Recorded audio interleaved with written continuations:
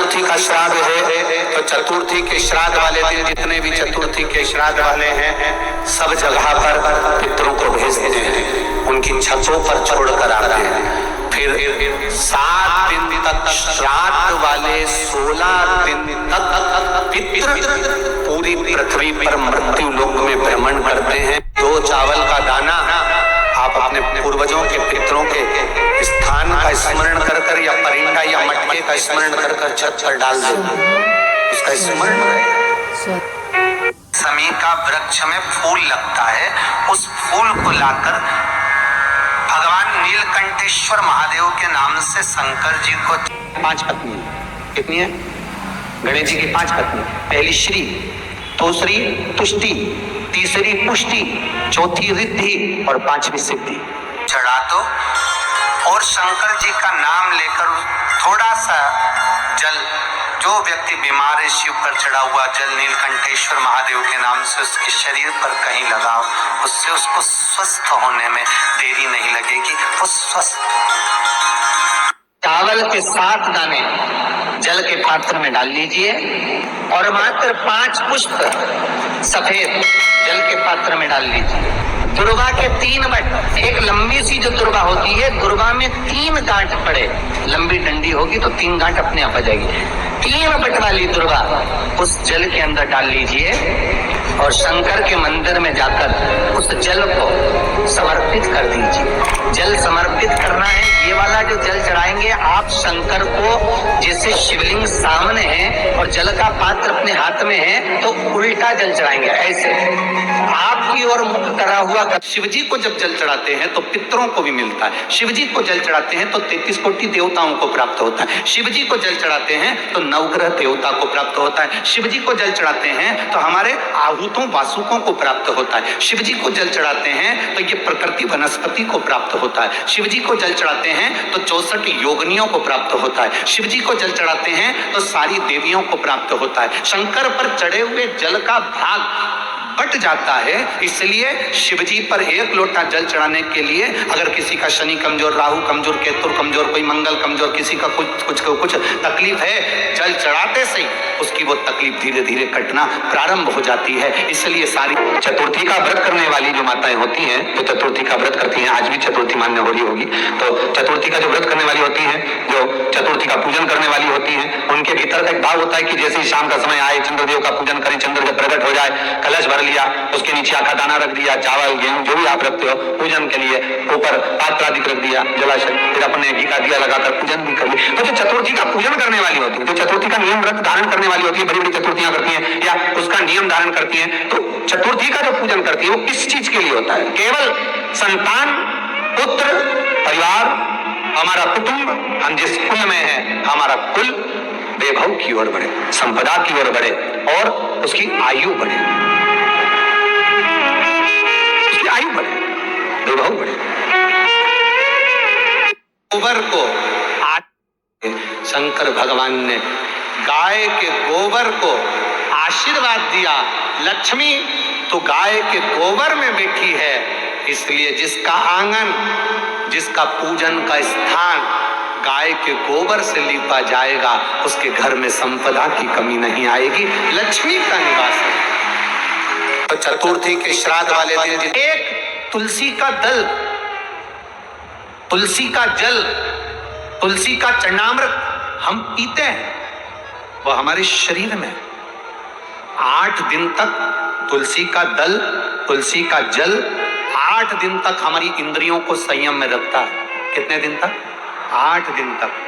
विष्णु पुराण कहती है बेलपत्री, एक बेलपत्री का आधे से आधा पत्ता भी या भगवान शंकर पर चढ़ा हुआ जल या बेलपत्री का आधे से आधा पत्ता भी या एक पत्ता भी हम ग्रहण करते हैं, शिवजी पे चढ़े हुए जल को हम पीते हैं, तो हमारी इंद्रियों में तुलसी का जल 8 दिन तक रहता है, बेलपत्री का जल, बेलपत्री का पत्ता 1.25 महीने तक हमारे उदर में हमारी इंद्रियों को संयमित करता है। 1.25 महीने तक बेलपत्री का पत्ता हमारी इंद्रियों को संयमित करता है। आप कहोगे गुरुजी ये कथा कहाँ की है, तो आप स्मरण करिए। राजा कर्ण एक खड्डे में उसका रथ का पहिया फंस गया। राजा कर्ण खड्डे में रथ का पहिया फंसा, स्वयं रुक्मणी जी ने कहा भगवान कृष्ण से, आपने ये कर्ण मर रहा था और आपने अर्जुन का साथ दिया। कर्ण मर रहा है और तुमने अर्जुन का साथ दिया। भगवान कृष्ण कहते हैं, सुन रुक्मणी, ये कर्ण की गलती है। अभिमन्यु पानी देखकर मरते समय पानी मांग रहा था, पर अभिमन्यु को पानी नहीं दिया गया। पास में छाजल पड़ी थी, बोतल पड़ी थी, छाजल, ये बोतल तो अब आ गई, छाजल पानी का एक कपड़ा होता था जो पानी भरा रहता था। छाजल पड़ी है पानी की, पर कर्ण ने पानी नहीं दिया। आखिरी में वो पानी जहां गिरा था वहां कीचड़ हो गया था रथ के चलते चलते चलते चलते, और कर्ण का रथ उस खड्डे में फंस गया। मरते समय अगर जल दे देता तो कर्ण पानी के खड्डे में डूब कर नहीं मरता। मरते समय जल नहीं दे पाया। स्वामी, राजा कर्ण का रथ खड्डे में फंस गया और मर गया, मारा गया। 16 दिन गया, मारा गया। 16 दिन तक राजा कर्ण का अंतिम संस्कार नहीं हुआ था। 16 दिन राजा कर्ण को अंतिम अग्नि संस्कार नहीं किया गया, अंतिम संस्कार नहीं किया। क्यों? उस युद्ध के मैदान में कोई जाने को तैयार नहीं था, उस युद्ध के मैदान में कोई पहुंचने को तैयार नहीं था। कर्ण की पत्नी वृषाली और सुप्रिया दोनों को मालूम पड़ा कि मेरा पति मर गया। कर्ण की पत्नी को मालूम पड़ा, वैशाली को और सुप्रिया को मालूम पड़ा हमारा पति मर गया। पहले कर्ण के 10 बच्चे थे, 10 लड़के थे। 10 लड़के में से 9 लड़के कर्ण के युद्ध के मैदान में मर चुके थे। केवल एक लड़का जीवित था जिसका नाम वृषकेतु था। केवल एक वृषकेतु जीवित था। और सुप्रिया जो भगवान शंकर की आराधना में डूबने वाली थी, शंकर की आराधना में रमने वाली थी, और उस सुप्रिया को मालूम पड़ा कि मेरा पति मर गया और मरे हुए आधा घंटा निकल चुका है, पति के प्राण छूट चुके हैं। कोई गिद्ध, कोई पशु, कोई पक्षी, कोई जानवर, कोई जलचर, कोई थलचर उसको ना खा जाए, उसकी गति ना बिगड़ जाए, उसके शरीर को कोई भक्षण ना कर जाए, कोई असुर उसके ऊपर आक्रमण ना कर जाए, उसके शरीर के कोई टुकड़े ना कर दे। सुप्रिया आंख से आंसू बहा रही है। कर्ण की दोनों पत्नियां वृषाली और सुप्रिया रो रही हैं। बेटे वृषकेतु ने आकर कहा, मां, पिता मर चुके हैं, पिता शांत हो गए, पिता के प्राण छूट गए। मां, पिता चले गए, पिता समाप्त हो गए। और उस जगह पर समाप्त हुए हैं जहां पर युद्ध हो रहा है। वहां से बॉडी को उठाना, शव को उठाना कठिन है। आसपास युद्ध चल रहा है, बीच में पिता। और कहा, केवल एक काम कर वृषकेतु, केवल एक काम कर। मेरा पति मर गया, उसके शरीर के पास में जा, युद्ध के मैदान में कहीं अगर बेलपत्र का वृक्ष हो, उस बेलपत्र के वृक्ष में से एक बेलपत्र तोड़कर मेरे पति के नजदीक में या उसके शरीर के पास ले जा। मां, उस युद्ध के मैदान में जहां पिता का शव पड़ा है, चारों तरफ युद्ध हो रहा है, कैसे जाएंगे? वो बेलपत्री का फल क्या होता है? बेलपत्री के वृक्ष की एक पत्ती का फल क्या होता है? शिव महापुराण की कथा कहती है, देव पितर, शिव महापुराण की कथा कहती है कि ये पितृपक्ष 16 दिन जो कर्ण को मिले हैं वो साधारण नहीं थे। एक बेलपत्र का पत्ता वृषकेतु तोड़ता है, तोड़कर वृषकेतु युद्ध के मैदान में रथ पर सवार होकर युद्ध लड़ता लड़ता पिता के नजदीक में जाता है। रथ चलता रहता है, वृषकेतु नीचे कूद जाता है। और कर्ण का 10वें नंबर का बेटा छोटा, 9 बेटे मर चुके थे राजा कर्ण के, कर्ण स्वयं मर चुका था। एक बेलपत्र उठाकर वृषकेतु ने राजा कर्ण के नजदीक में, उसके पास में उस बेलपत्र को रख दिया। उस बेलपत्र को रखने का फल क्या हुआ वो देखिए कि कर्ण के प्राण छूटने के बाद, कर्ण को मरा हुआ आधा घंटा निकल चुका था, बेलपत्र रखते से ही कर्ण के प्राण यमदूत बंदी बनाकर जो लेकर गए थे, तब चित्रगुप्त महाराज के सामने प्राण खड़े थे। और चित्रगुप्त महाराज ने कहा, क्या चाहते हो कर्ण? कर्ण कहता है, मुझे भूख लग रही है। राजा चित्रगुप्त ने कहा, जाओ सोने की पुड़ी लाओ, चांदी की सब्जी लाओ, हीरे की गुलाब जामुन लाओ। महाराज ने कहा, तूने मृत्यु लोक में रहकर सबको सोना चांदी हीरा पन्ना दिया और कभी अन्न का दान नहीं करा, तो तुझे अन्न मिले तो मिले कैसे, प्राप्त कैसे हो, कैसे मिलेगा? राजा कर्ण ने कहा, अगर मैं भूखा रहूंगा तो अच्छी बात नहीं, आप कृपा कर दो। क्या कृपा? बस एक कृपा कर दो, कि मुझे कुछ दिन पृथ्वी पर भेज दो जिससे मैं ब्राह्मणों का भोजन या दीन जन का भोजन करा सकूं। अब तो तुम मर चुके हो, प्राण छूट चुके हैं, मर चुके हो, प्राण छूट चुके हैं। सामने से आ रहे थे, चित्रगुप्त महाराज पहचान गए कि जरूर इसकी धर्मपत्नी का पुण्य इसके खाते में, धर्मपत्नी का पुण्य इसके खाते में आया है।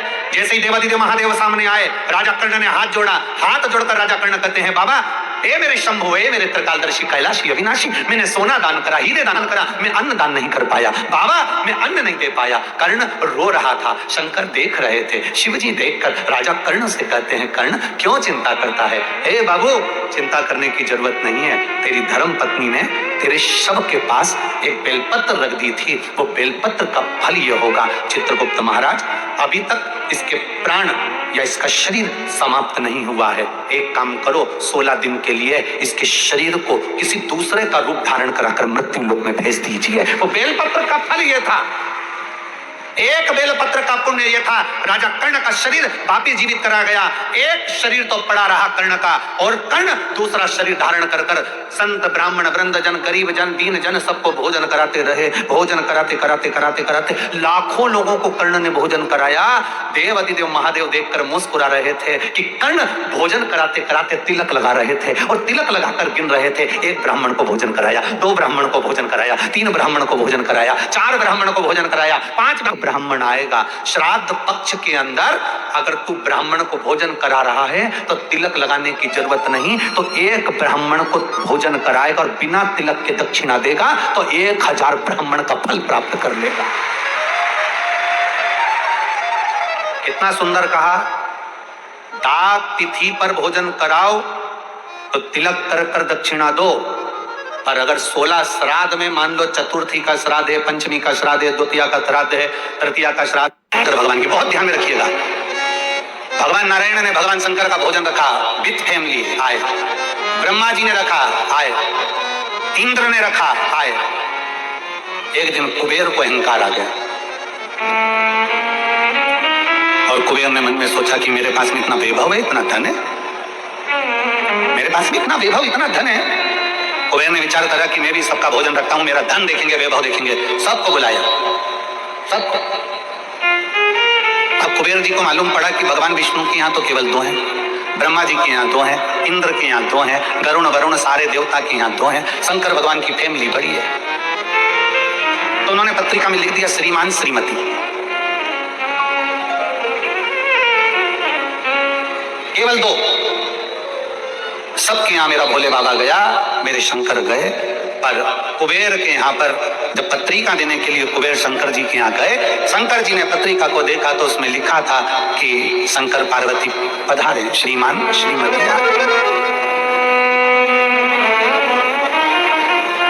कुबेर कौन?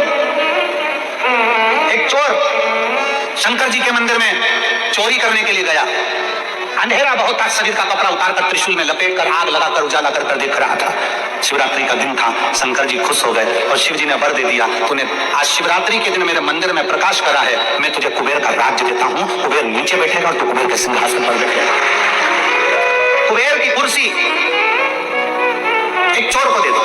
अब चोर कुबेर बनकर बैठा है, और उस चोर के मन में यार, अब जिसने तुझे कुबेर बनाया था तो उसको भी फैमिली बुला लेता, पर उसको भी नहीं बुलाया, नहीं। और पत्रिका देने के लिए कुबेर के पास कुबेर पहुंचे शंकर जी के पास। भोलेनाथ जी ने जो पत्रिका देखी, पत्रिका देखते से शंकर जी ने कह दिया, देखो कुबेर, हम तो किसी आयोजन में जाते नहीं हैं, 2 जनी का भोजन है, हमारे घर में 2 बेटे हैं, हमारा बड़ा बेटा कार्तिक 1 जनी का ही भोजन करता है, और हमारा दूसरा बेटा गणेश 2 जनी का करता है, तो हम गणेश को भेज देंगे, हिसाब बराबर। कुबेर को लगा कि गणेश इतना छोटा सा वो क्या खाएगा? शंकर भगवान बोले, वो तो बाद में पता चल जाएगा, तू जा।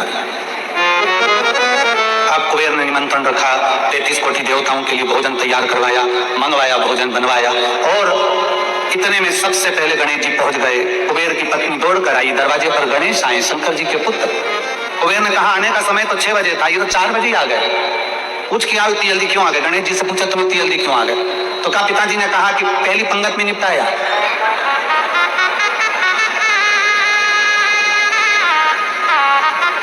या तो पहली पंगत या आखिरी पंगत, इन दोनों को फायदा रहता है और इन दोनों को नुकसान भी रहता है। जाओ चले जाओ। अब गणेश जी ने कहा कि तो इतने में पत्नी बोली कि अच्छा है पहले आ गए तो अपन खिला के फ्री हो जाएंगे, चलो बिठाओ। आसन लगाया, बिठाया।